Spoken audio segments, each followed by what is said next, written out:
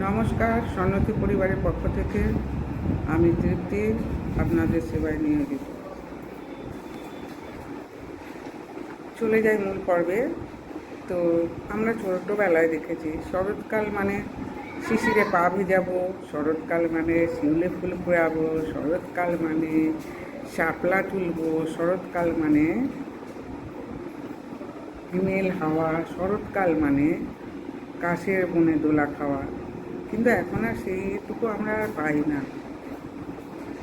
দূষণে ছেয়ে গেছে পুরো পৃথিবীটা, তাই দূষণমুক্ত করতে আজ আমরা দলে দলে সবাই গাছ লাগানোর কাজে নিয়োজিত হয়েছি।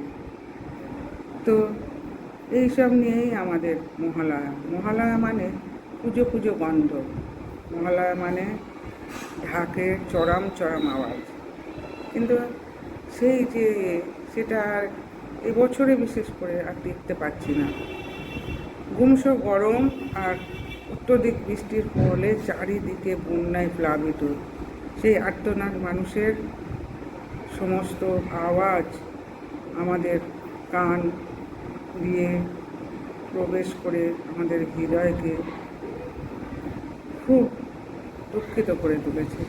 শুধু তাই নয়, একদিকে যেমন বন্যায় কবলিত মানুষরা তারা হাহাকার করছে, অপরদিকে আমাদের ডক্টর অভয়া স্মৃতি মনে এসে উঠলে আজ আমাদের মন খুব ভারাক্রান্ত হয়। কিন্তু কেন এই অভয়ার এই দুর্গতি হলো? সত্যিই কি সে অপরাধী ছিল? এই সব প্রশ্নের উত্তর আজও আমরা খুঁজে চলেছি, কিন্তু কোনো দিশা পাচ্ছি না। কে দেখাবে এই পথ? তাই মহালয়ার আগমনে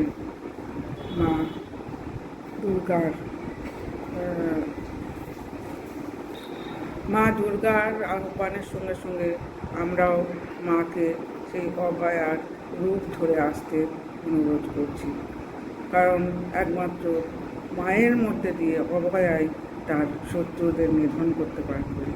তাই অভয়ার স্মৃতিকে বুকে রেখে মহালয়ার আগমন পর্বে আজ চলেছি মহালয়ার মা দেবী দুর্গা মূর্তির প্রতিরূপ আমরা তুলে ধরতে চলেছি।